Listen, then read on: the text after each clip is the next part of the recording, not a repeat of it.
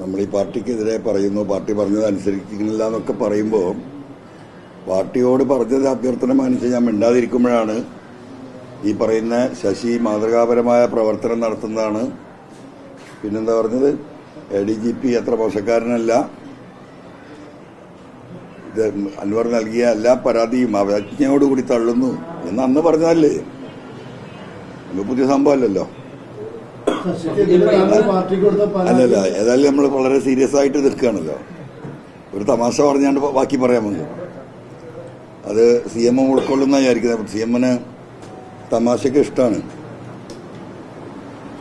ഇതുവരെ കേരളം കണ്ട CM ഇതുവരെ അമരേഷ് പുരിയായിരുന്നു.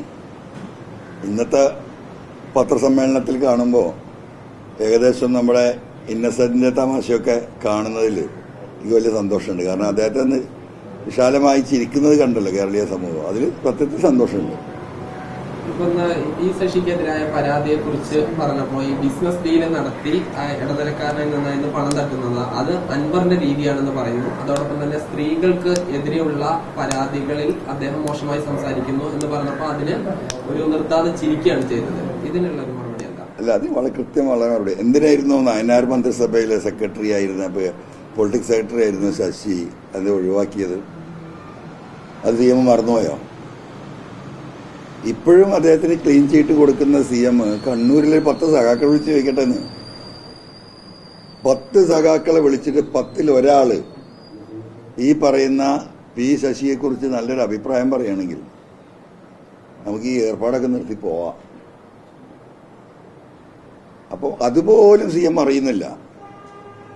ഗ്രൗണ്ട് റിയാലിറ്റിയുടെ CMന്റെ ഗ്രാഫ് എന്ന് പറയുന്നത് അതാണ്. ഈ നാട്ടിൽ നടക്കുന്ന ഒരു കാര്യവും അദ്ദേഹം അറിയുന്നില്ല, അല്ലെങ്കിൽ അദ്ദേഹം ശ്രമിക്കുന്നില്ല, അല്ലെങ്കിൽ അറിഞ്ഞിട്ടും അറിയാത്ത പോലെ നടക്കുന്നു. അതാണ് ശശിക്ക് അനുകൂലമായി അദ്ദേഹം ഇന്ന് നടത്തിയ സ്റ്റേറ്റ്മെന്റിനെ കുറിച്ച് എനിക്ക് പറയാനുള്ളത്. അറിയില്ല, അത് താങ്കൾ എന്താ ശശിക്കെതിരെ ഉന്നയിച്ച അതേ ആരോപണങ്ങളൊക്കെ താങ്കളാണ് ചെയ്യുന്നത്, താങ്കളാണ് ബിസിനസ്സുകാർ, താങ്കളാണ് മധ്യസ്ഥം എന്നൊക്കെയുള്ള രീതിയിലാണ് മന്ത്രി. അല്ല, അതാ ഞാൻ പറഞ്ഞത്. അതിനുത്തരാണ് ഞാൻ ഇപ്പോൾ പറഞ്ഞിട്ടുള്ളത്. മനസ്സിലായില്ലേ? നമ്മളെ പണി എന്താ? ബിസിനസ്സാണ്, ജോലിയാണ്, അധ്വാനിച്ച് ജീവിക്കലാണ്. അപ്പം അതിന്റെ ഭാഗത്ത് പല കച്ചവടങ്ങളുണ്ടാവും. അത് ചിലപ്പോൾ മധ്യസ്ഥം പറയുന്നുണ്ടാവും. 2 കച്ചവടക്കാർ തമ്മിൽ വ്യത്യാസം ഉണ്ടെങ്കിൽ ഞാൻ മധ്യസ്ഥം പറയാറുണ്ട്. അത് അവർ വന്ന് ആവശ്യപ്പെടുമ്പോഴാണ്. ശശി നടത്തുന്ന ഇടപെടൽ അങ്ങനെയല്ല. ഒരു വിഭാഗത്തിന്റെ ഒപ്പം എപ്പോഴും ശശി ആരെ സമീപിക്കുക? ശരിയുള്ളവർ ശശിനെ സമീപിക്കേണ്ട കാര്യമില്ലല്ലോ. ഒരുത്തനെ തരികിടയാക്കണം, അല്ലെങ്കിൽ അവന്റെ പണം കവരണം എന്ന് ഉദ്ദേശിക്കുന്നവരാണ് ഈ പോലീസിന്റെ സഹായം തേടുന്നത്. ആ തേടുന്നവരോടൊപ്പമാണ് ശശി നിൽക്കുന്നത്. ആ പരാതിയാണ് ഞാൻ പാർട്ടി കൊടുത്തിട്ടുള്ളത്. ഒരു അബ്ബാസ് എന്ന് പറയുന്ന ഒരു വ്യക്തിയെ കുറിച്ചൊരു CPM പ്രവർത്തകനുണ്ടായ അനുഭവത്തെക്കുറിച്ച് ആ പരാതിയിൽ വിസ്തരിക്കുന്നുണ്ട്. നിങ്ങളെന്താ ആരും ആ അബ്ബാസിനെ പോയി കാണാതിരുന്നത്? അബ്ബാസ് എപ്പോഴും CPMകാരനാണല്ലോ. അതിൽ കോഴിക്കോട് ജില്ലാ സെക്രട്ടറി ഇടപെട്ട കാര്യം ഞാൻ പറയുന്നുണ്ടല്ലോ. കോഴിക്കോട് ജില്ലാ സെക്രട്ടറി പോലും ഇടപെട്ടിട്ടൊന്നും നടന്നില്ല. ആ കോഴിക്കോട് സിറ്റിയിൽ നടന്ന ഈ പറയുന്ന എന്താ പറയുക ബോഗസ് ഡോക്യുമെന്റ്സ് ഉണ്ടാക്കിയിട്ട് ഒരു വ്യക്തിയുടെ ഒരുപാട് ഷോപ്പുകൾ അടിച്ചു മാറ്റുകയാണ്. ഈ ശശിയുടെ നിലപാടെന്താ? കാരണം അവനൊരു മുടക്കില്ല. ശശിക്ക് കിട്ടാൻ 1 കോടി രൂപയാണ് അടിച്ചു മാറ്റുന്നതെങ്കിൽ പോലീസിന്റെ സഹായം കിട്ടി 50 ലക്ഷം ശശി കൊടുത്താലും 50 ലക്ഷം ലാഭമാണ്. ആ പണിയാണ് ശശി എടുക്കുന്നത്. ഞാനൊരു പൊതുപ്രവർത്തകൻ, ഒരു വ്യാപാരി എന്ന നിലയ്ക്ക് ഞാൻ മധ്യസ്ഥം പറയാറുണ്ട് എൻ്റെ അടുത്ത് വരുന്നത്. അത് നമ്മളെ ബിസിനസ്സുമായി ബന്ധപ്പെട്ട, നമ്മളെ പൊതുപ്രവർത്തനവുമായി ബന്ധപ്പെട്ട വിഷയമാണ്. ഞാനൊരു മധ്യസ്ഥം ജീവിതത്തിൽ പറഞ്ഞില്ല. ഈ വീട്ടിലാകെ നടക്കാറ് വല്യാപ്പാന്റെ കാലഘട്ടം തൊട്ട് ജനങ്ങൾ തമ്മിലുള്ള പ്രശ്നത്തിന് മധ്യസ്ഥമാണ് ഈ വീട്ടിൽ നടക്കാറുള്ളത്. ഇതൊരു എന്താ പറയാ, ഒരു സാധാരണ കോടതിയായിരുന്നു കാലങ്ങൾക്ക് മുമ്പ്. ഇപ്പോഴല്ലേ ഇപ്പൊ ഈ സിസ്റ്റങ്ങളൊക്കെ ഇത്രയും സജീവമാകുകയും സംവിധാനം ഉണ്ടാകും. ഇപ്പോഴും ആളുകൾ ഒരു പ്രശ്നം ഉണ്ടെങ്കിൽ നാട്ടിൽ ആദ്യം നാട്ടുമധ്യസ്ഥത്തിനല്ലേ ശ്രമിക്കുക. അതെല്ലാം കഴിഞ്ഞിട്ടല്ലേ പോലീസിൽ പോവുക. അവിടെയും തീർന്നില്ലെങ്കിൽ അല്ലേ കോടതിയായിട്ട് പോവുക. അപ്പൊ എന്താ പറയുക, എനിക്ക് തോന്നുന്ന ഭയങ്കര ഓർമ്മക്കുറവ് വരുന്നുണ്ട് CMന്. കാര്യങ്ങളെക്കുറിച്ച് പെട്ടെന്ന് വലിയ ഓർമ്മക്കുറവ് വരുന്ന പോലെയാണ് എനിക്ക് തോന്നുന്നത്. അല്ലെങ്കിൽ CM അങ്ങനെ പറയോ? ADGPക്കെതിരെയുള്ള വീണ്ടും അന്വേഷിക്കും, ഒരു അന്വേഷണം കൂടി നടത്തുന്ന മുഖ്യമന്ത്രി പറഞ്ഞിരിക്കുന്നത്. ADGPയുടെ ഭാഗത്ത് വീഴ്ചയുണ്ടായി എന്ന് DGP റിപ്പോർട്ട് നൽകിയിട്ടുണ്ട്. അതുമായി ബന്ധപ്പെട്ട ഒരു അന്വേഷണം കൂടി നടത്തി ആ അന്വേഷണ റിപ്പോർട്ട് കിട്ടിയ ശേഷമേ നടപടി സ്വീകരിക്കുമെന്നാണ് മുഖ്യമന്ത്രി പറഞ്ഞത്. ഞാൻ ദിവസങ്ങൾക്ക് മുമ്പ് നിങ്ങളോട് എന്താ പറഞ്ഞത്? 2024 ഏറ്റവും വലിയ തമാശയായിരിക്കും ഇതും ഈ പറയുന്ന ഇനി എന്താ ഇന്ന് റിപ്പോർട്ട് കൊടുക്കാനുണ്ടല്ലോ 30 ദിവസം കഴിഞ്ഞിട്ടില്ല. ഒരു അന്വേഷണം നടത്തി DGP റിപ്പോർട്ട് കൊടുക്കുകയാണ് ADGPക്ക് വീഴ്ച പറ്റിയിട്ടുണ്ട്. അപ്പം അടുത്ത അന്വേഷണം ആരന്വേഷിക്കുന്നത്? ആ ADGP തന്നെ. ആരെ കുറിച്ച് അന്വേഷിക്കുന്നത്? ആ DGP തന്നെ. ആരെ കുറിച്ച് അന്വേഷിക്കുന്നത്? ഈ ADGPയെ കുറിച്ച്. എന്തിനെ പറ്റിയാണ് അന്വേഷിക്കുന്നത്? ആ പൂരം കലക്കിയതിനെ പറ്റി. അപ്പൊ CM അതിങ്ങനെ വിശദീകരിക്കുന്നുണ്ടല്ലോ. അതിനാകെ ശ്രദ്ധിച്ചത് ആ പൂരവുമായി ബന്ധപ്പെട്ട് നിങ്ങൾ ശ്രദ്ധിച്ചില്ല. ആനകളുമായി ബന്ധപ്പെട്ട് ചില പ്രശ്നങ്ങൾ ഉണ്ടായിരുന്നു. ആ പ്രശ്നങ്ങളൊക്കെ പരിഹരിക്കപ്പെട്ടിട്ടുണ്ട്. അത് സത്യ. ആനയുമായി ബന്ധപ്പെട്ട എല്ലാ പ്രശ്നം പരിഹരിച്ചിട്ടുണ്ട്. മനുഷ്യരുമായി ബന്ധപ്പെട്ട ഒരു പ്രശ്നം പരിഹരിച്ചിട്ടില്ലല്ലോ. മനുഷ്യരെക്കാട്ടിലും എന്താ പറയാ ഭാഗ്യവാന്മാർ കേരളത്തില് തൃശ്ശൂര് പൂരത്തിന് പോയ ആനകളാണ് എന്നല്ലേ ബഹുമാനപ്പെട്ട മുഖ്യമന്ത്രി പറഞ്ഞിട്ടുള്ളത്. ഇനി എന്താണ് ഈ പാവപ്പെട്ട ജലീൽ? എനിക്ക് സങ്കടം തോന്നുന്നതാണ്. ഇപ്പോൾ ജലീൽ ഇപ്പം മിനിയാന്നോട് സംസാരിക്കുമ്പോൾ സാധു പറഞ്ഞിരുന്നത് ഇന്നത്തെ റിപ്പോർട്ടിൽ ADGPക്കെതിരെ നടപടി ഉണ്ടാവും, നിങ്ങൾ നോക്കിക്കോ എന്നൊക്കെ പറഞ്ഞിരുന്നുണ്ട്. ആ ബലത്തിലൊക്കെയാണ് ഈ സാധു പറയുന്നത്. അപ്പൊ അദ്ദേഹം കേട്ടിട്ടുണ്ടാവും. അദ്ദേഹത്തിന് ഇപ്പോഴും എന്താ പറയുക, അദ്ദേഹത്തിന് കുറച്ച് നന്മ കൂടുതലാണ്. അപ്പോൾ ഇപ്പോഴും അദ്ദേഹത്തിന് ഈ കാര്യത്തിലൊക്കെ ഇനി ഒരു നീതി നടപ്പിലാവും എന്നുള്ള പ്രതീക്ഷയാണ് അദ്ദേഹത്തെ സംബന്ധിച്ച്. അതൊരു മനുഷ്യന്റെ നന്മയായിട്ട് നമ്മൾ കണ്ടാൽ മതി. ഞാൻ കുറ്റമായിട്ട് പറയില്ല. ഇന്നലെ ഈ റിപ്പോർട്ട് വരുന്നവരെ ജലീൽ ഉൾപ്പെടെയുള്ള സാധുക്കൾ വിചാരിച്ചിരുന്നത് എന്തായാലും പൂരം കലക്കിയത് അജിത് കുമാറാണെന്നും അജിത് കുമാറിന്റെ നിർദ്ദേശപ്രകാരമാണെന്നും അജിത് കുമാറാണ് ഇത് കംപ്ലീറ്റ് മാനിപ്പുലേറ്റ് ചെയ്തതെന്നില്ല എല്ലാവർക്കും അറിയാം. ബഹുമാനപ്പെട്ട DGP അത് അന്വേഷിച്ച് റിപ്പോർട്ടും കൊടുത്തു. അപ്പൊ എന്താ ഉണ്ടാവുക? അജിത് കുമാറിനെ മാറ്റി നിർത്തും. ആ പരിപാടിയില്ല. ഇനി അതിന്റെ മുകളിൽ വരുന്ന റിപ്പോർട്ട് എന്തായാലും അടുത്ത പൂരത്തിന് മുമ്പ് ഉണ്ടാകുകയാണെങ്കിൽ സന്തോഷം, അല്ലെങ്കിൽ ഈ ഗവൺമെന്റ് കഴിഞ്ഞതിന് ശേഷമാണെങ്കിൽ അതിലേറെ സന്തോഷം, അല്ലെങ്കിൽ അടുത്ത പാർലമെന്റ് തെരഞ്ഞെടുപ്പിന് മുമ്പായിട്ട് ഈ റിപ്പോർട്ട് വന്നാൽ അതിലേറെ സന്തോഷം. അങ്ങനെ കണ്ടാൽ മതി, അത്രേ ഉള്ളൂ. ജലീൽ ഇപ്പൊ ഫേസ്ബുക്കിൽ കുറിച്ചിട്ടുണ്ട്, അദ്ദേഹം സ്വന്തം കാലിൽ നിൽക്കുന്ന വ്യക്തിയാണ്, ഇങ്ങോട്ടും അനിതെങ്കിൽ അങ്ങോട്ടും എന്നൊക്കെ പറഞ്ഞിട്ടുണ്ട്. താങ്കൾക്കൊരു മറുപടി ആയിട്ട് ഞങ്ങൾ നല്ല സുഹൃത്തുക്കളെ, ഞങ്ങൾ ഇടയ്ക്ക് ഇങ്ങനെ പറയുമ്പോൾ അങ്ങനെയൊക്കെ പറഞ്ഞ് തെറ്റാറുണ്ട്. അത് ഞങ്ങൾ കണ്ടാൽ കെട്ടിപ്പിടിച്ച് ചാടിച്ച് പോവാറുണ്ട്. അത്ര കണ്ടാൽ മതി അതിനെ കുറിച്ച്. അതൊന്നൊരു വിഷയാക്കണ്ട.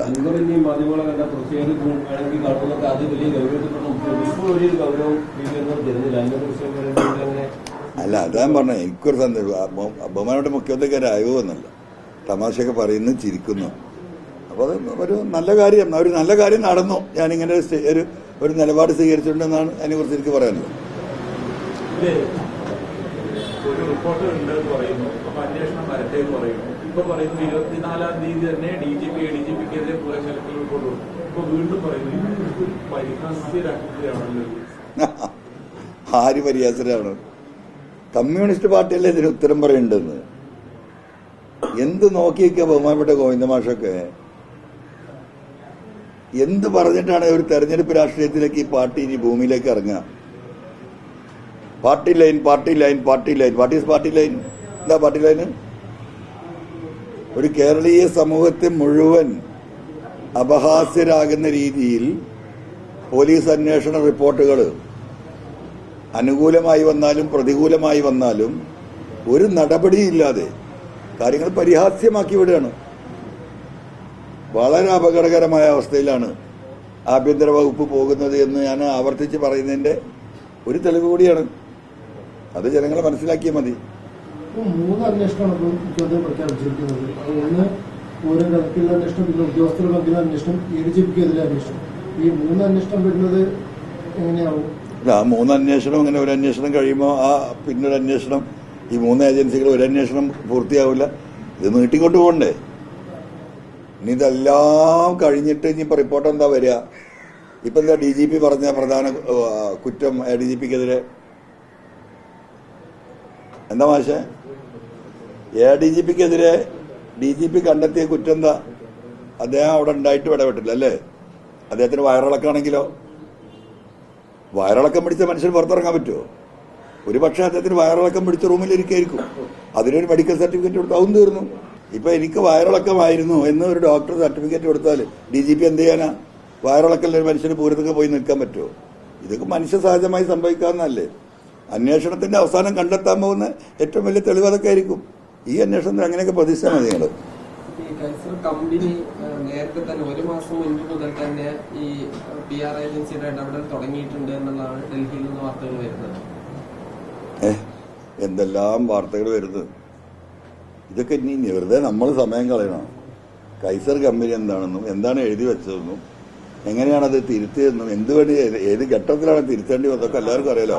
15 ദിവസമായിരുന്നു വഴി കഴിഞ്ഞിട്ട്. അത് മുമ്പ് മുഖ്യമന്ത്രി അറിയാം, സംവിധാനം അറിയാം, ഓഫീസ് അറിയാം. ശരിക്കും ഒരു PR ഏജൻസി അവിടെ പ്രവർത്തിക്കുന്നുണ്ടായിരുന്നു. അല്ല, അവിടെ ഒരു എന്താ പറയുക പബ്ലിക് PR ഏജൻസി പ്രവർത്തിക്കുന്നതായിട്ട് എന്റെ ശ്രദ്ധയിൽപ്പെട്ടിട്ടില്ല. അവിടെ മുഖ്യമന്ത്രിക്ക് തന്നെ ഒരു PR സർക്കാർ നിയോഗിച്ച് ശമ്പളം കൊടുക്കുന്ന കുറേ ആളുകൾ അതിനുവേണ്ടി വർക്ക് ചെയ്യുന്നുണ്ടല്ലോ. സ്വാഭാവികമായിട്ട് അതാണ് PRD എന്ന് പറയുന്നത്. PRD തന്നെയാണല്ലോ ഈ പറയുമ്പം നമ്മൾ പ്രൈവറ്റായി പറയുമ്പോൾ PR എന്ന് പറയും. മറ്റേ PRD department, public relation department. മറ്റേ നമ്മൾ PR എന്ന് പറയും, PR ഏജൻസി എന്ന് പറയും. അതിന് വലിയൊരു സംവിധാനം മുഖ്യമന്ത്രിയുടെ ഓഫീസിലുണ്ടല്ലോ. അതെല്ലാം മുഖ്യമന്ത്രിയുടെ ഓഫീസിലുള്ളതാണ്. ഈ ഹിന്ദു പത്രം പറയുന്നു ഏജൻസിയാണ് മുഖ്യമന്ത്രി അഭിമുഖം നൽകാമെന്ന് പറഞ്ഞ് പത്രത്തെ സമീപിച്ചത്. മുഖ്യമന്ത്രി പറഞ്ഞു ദേവികുളം MLA മകനാണ് തന്നോട് ഇങ്ങോട്ട് വന്ന് സമീപിച്ചത്. ആരാണ് ഇതിൽ നുണ പറയുന്നതെന്നാണ് താങ്കൾക്ക് തോന്നുന്നത്? ഇവർ രണ്ടാളും കളവാ പറയുന്നതാണ് എൻ്റെ അഭിപ്രായം. അതായത് നമുക്ക് ഇതിന്ന് മനസ്സിലാവുന്നു.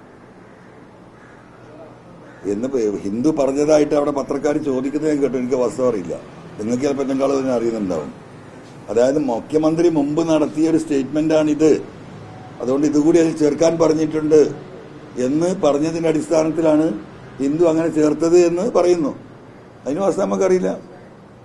അപ്പൊ രണ്ട് രീതിയിലായാലും എന്താണ്, മലപ്പുറത്തുകാര് ഈ പറയുന്നവരാണ്. അതാ ഞാൻ പറഞ്ഞത്, മലപ്പുറത്തുകാരെ മാപ്പിളാരെ അതിൽ കൂട്ടിക്കോട്ടെ. ഇതല്ലാത്തൊരു ജനവിഭാഗം ഉണ്ടല്ലോ അവിടെ 10-20%. അവരോടെങ്കിലും മാപ്പ് പറയണ്ടേ ഈ ഗവൺമെന്റ്? അല്ല, തീർച്ചയായിട്ടും ആരെ കളവ് പറയുന്ന അവരല്ലേ. ഒരു വിഭാഗം അങ്ങനെ പറയുന്നു, മുഖ്യമന്ത്രി ഇങ്ങനെ പറയുന്നു, മുഖ്യമന്ത്രിയുടെ എന്താ പറയാ CM ഓഫീസ് തന്നെ കുറിപ്പ് ഇങ്ങനെ പറയുന്നു, ഹിന്ദു അങ്ങനെ പറയുന്നു. ഇതെല്ലാം കൂടെ പറയുമ്പോൾ നമ്മളെന്താ വിചാരിക്കുന്നത്? ഇതിൽ ഏതെങ്കിലും ഒന്നല്ലേ സത്യം? ഇനി അതല്ല സത്യം വേറെയാണെന്ന് നമുക്കറിയോ? പ്രധാന ചോദ്യങ്ങൾക്കൊക്കെ മുഖ്യമന്ത്രി ചിരിക്കുകയാണ്. ആ ചിരിയോട് കൂടിയുള്ള ആ ചോദ്യത്തിന്റെ മറുപടി കഴിഞ്ഞു. അതൊരു നല്ല രീതിയാണോ, അല്ലെങ്കിൽ അത് ഉത്തരവില്ലാത്തത് കൊണ്ടാണോ? അല്ല, ആ ചിരി എന്ന് പറയുന്നത് നമ്മൾ സാധാരണ എന്താ പറയാ, ഇത്തരം ഘട്ടങ്ങളിൽ ഉത്തരമില്ലാത്തതിന് ഒന്നിലേക്ക് ചിരിക്കും. നീ നല്ല ആളാന്ന് അങ്ങോട്ട് നമ്മൾ തിരിച്ചു പറയും. എന്റെ ചോദ്യമൊക്കെ ഇഷ്ടപ്പെട്ടു. ആ എസ്കേപ്പിസം അല്ലാതെ എന്താ അതിനെ കുറിച്ച് പറയാം? This is just like an escapism on a real matter, very serious matter. അതാർക്കും മനസ്സിലാവാത്ത MR അജിത് കുമാറിനെ മാറ്റുന്ന കാര്യത്തിൽ CPI ഇപ്പോൾ തുടർച്ചയായിട്ട് അഭിപ്രായങ്ങൾ പറയുന്നുണ്ട്. ഒരുപക്ഷെ പരസ്യമായിട്ട് സുനിൽകുമാർ ഇപ്പം പറയാൻ സാധ്യതയുണ്ട്. പക്ഷേ CPM-ന്റെ ഭാഗത്തു നിന്ന് ഒരു തിരുത്തൽ ആവശ്യപ്പെട്ട് സമീപിക്കാൻ ഉള്ള ധൈര്യമില്ല. അത്രമാത്രം CPM സംവിധാനം പിന്നിലേക്ക് പോയി, അല്ലെങ്കിൽ ഗോവിന്ദൻ മാഷിന്റെ പാർട്ടിയെ നയിക്കാൻ കഴിയാത്തൊരു സാഹചര്യം നിലവിലുള്ള. ഇല്ല, ഞാൻ ചോദിക്കട്ടെ, CPI നിരവധി തവണ പറഞ്ഞു ആ സാധു സുനിൽകുമാർ പരാജയപ്പെട്ടു. ഇതിൽ ഏറ്റവും കൂടുതൽ ആ വിഷയത്തിൽ വ്യക്തിപരമായിട്ട് നഷ്ടമുള്ള ഒരാൾ സുനിൽകുമാറല്ലേ. അദ്ദേഹം എത്ര പ്രാവശ്യം പറഞ്ഞു. പക്ഷെ പറഞ്ഞാൽ മതിയോ? എന്തോ ഒരു നിലപാട് സ്വീകരിക്കാൻ കഴിയാത്തത്? CPM നിലപാടെടുക്കാത്തതിന്റെ കാര്യം നമുക്ക് മനസ്സിലാവും. CPI എന്തുകൊണ്ട് നിലപാടെടുക്കാത്തത്? അവർക്ക് നിലപാടെടുത്തൂടെ? അവർ ശക്തമായൊരു നിലപാടെടുത്താൽ ഇതിങ്ങനെ കുത്തഴിഞ്ഞു പോവോ? CPM-നെ സംബന്ധിച്ച്, ഗോവിന്ദ മാഷിനെ സംബന്ധിച്ച്, ആ പാർട്ടിയുടെ നേതൃത്വത്തെ സംബന്ധിച്ച് എന്തെങ്കിലുമൊക്കെ കമ്മിറ്റ്മെന്റ് പ്രശ്നങ്ങളുണ്ടാവും. അതിനെന്തിനാ CPI നിന്ന് കൊടുക്കുന്നത്? ബഗ്ഗയല്ലേ ഈ പറയുന്ന LDF-ലെ എല്ലാ കക്ഷികളും പോയിട്ട് ഇദ്ദേഹത്തെ ഒന്ന് മാറ്റിത്തരണം, ഇദ്ദേഹത്തെ ഒന്ന് മാറ്റിത്തരണം.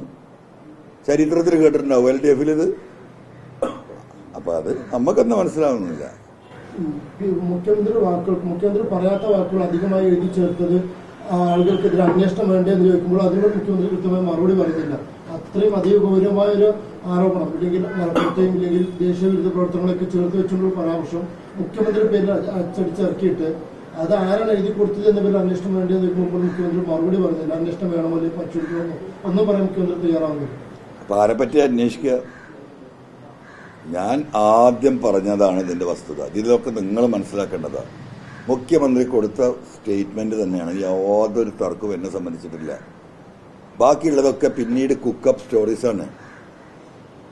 കാരണം അതില്ലായിരുന്നെങ്കിൽ ഈ പത്രം ഇറങ്ങിയ ദിവസം 5 മണിക്ക് ട്രിവാൻഡ്രത്ത് അവൈലബിൾ ആണല്ലോ.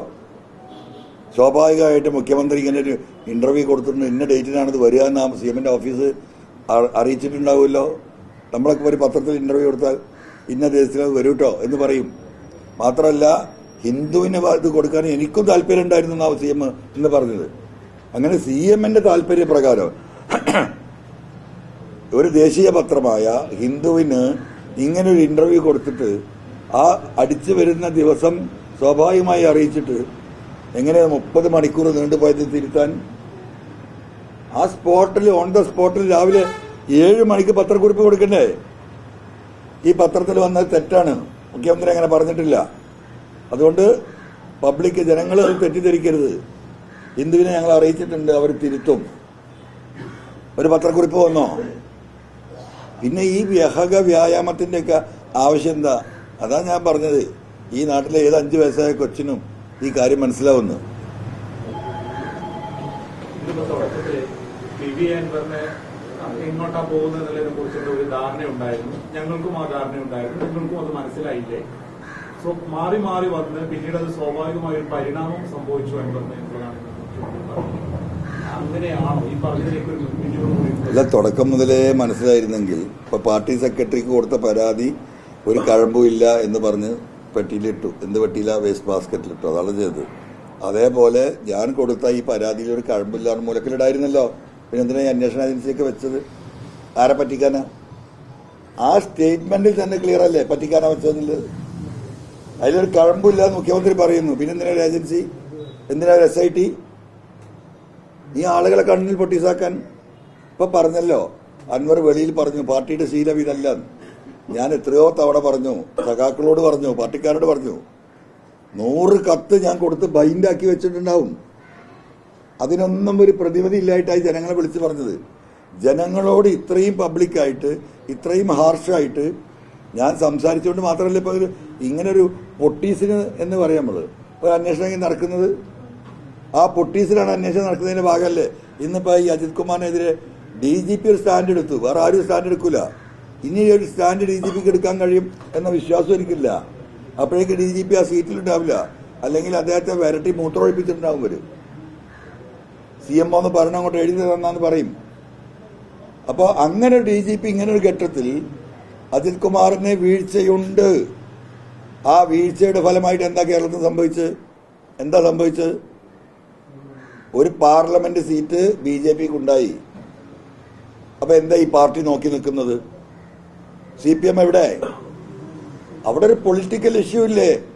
ആ അന്വേഷണത്തിന്റെ മുകളിൽ DGP പറയുന്നു അജിത് കുമാറിന് ഇതിൽ വീഴ്ച ഉണ്ടായിട്ടുണ്ട് എന്ന് പറഞ്ഞതിന്റെ അർത്ഥം എന്താ? ഈ പൂരം കലക്കിയത് അജിത് കുമാറാണ്. ഈ പൂരം കലങ്ങിയത് കൊണ്ട് ജനങ്ങൾ തൃശൂർ സിറ്റിയിലെതിരായി, അത് ഈ ഗവൺമെന്റിനെതിരായി, ഇടതുപക്ഷ ജനാധിപത്യ മുന്നണിക്കെതിരായി. അതുകൊണ്ട് BJPക്ക് ഒരു സീറ്റ് കിട്ടി. അവിടെ പാർട്ടി ഇടപെടണ്ടേ? എന്തേ പാർട്ടി നോക്കി നിൽക്കുന്നത്? അപ്പൊ ഞാൻ ഈ പറയുന്ന നെക്സസ്, ആ നെക്സസ് ഈ പറയുന്നതിലൊക്കെ ഉണ്ട്. നിങ്ങൾ മനസ്സിലാക്കി. ആ നെക്സസിന്റെ കരാള ഹസ്തങ്ങളുടെ നടുവിലാണ് കേരളത്തിലെ 3.5 കോടി ജനങ്ങൾ. പത്രക്കാരായ നിങ്ങളെങ്കിലും മനസ്സിലാക്കുക. നമ്മുടെ മക്കൾക്കൊക്കെ അവിടെ ജീവിച്ചു പോകണം. നമ്മളൊക്കെ ഇങ്ങനെ അഡ്ജസ്റ്റ് ചെയ്ത് പോയിന്ന് വരും.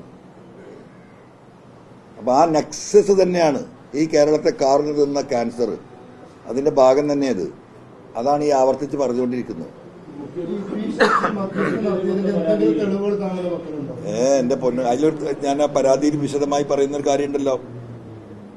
P ശശിക്കെതിരെ ഞാൻ പാർട്ടിക്ക് കൊടുത്ത പരാതിയിൽ കോഴിക്കോട്ടെ ഒരു വ്യാപാരി, അദ്ദേഹത്തിന്റെ പാർട്ണർ കള്ളരേഖ ഉണ്ടാക്കി അദ്ദേഹത്തിന്റെ കച്ചവടം തട്ടിയെടുത്തതിന് കൊടുത്ത പരാതിയിൽ P ശശി ഇന്ന രീതിയിൽ ഇടപെട്ടു എന്നും ആ ഇടപെട്ട ആ മറുഭാഗം യഥാർത്ഥ കക്ഷികളുടെ പേരും അഡ്രസ്സും ഒക്കെ അതിലേ പറയുന്നുണ്ടല്ലോ. നിങ്ങൾ അവരെ ക്യാമറക്ക് മുമ്പ് കൊണ്ടുവരി, നിങ്ങളോട് ചോദിക്കൂ. അത് പാർട്ടി അന്വേഷിക്കണ്ടല്ലേ? ഞാനെന്തിനാ പുറത്തു വിട്ട്? CPMന്റെ രാത്രിത്തെ ചർച്ചയിൽ വരുന്ന സുനിൽകുമാർ അഡ്വക്കേറ്റ് അനിലടക്കമുള്ളവർ ഇങ്ങനെ പറയല്ലേ അൻവർ കൊടുത്ത പരാതിയിൽ ഒരു ചുക്കുമില്ല പാർട്ടി പൊളിറ്റിക്കൽ സെക്രട്ടറിയെ കുറിച്ച്. അപമാനിക്കപ്പെട്ടുകൊണ്ട് ഞാൻ പുറത്തു വിട്ടതാണ്. എന്റെ മാനം നോക്കാൻ ഞാനേ ഉള്ളൂ, ഒരാളും വരില്ല നിന്ന്.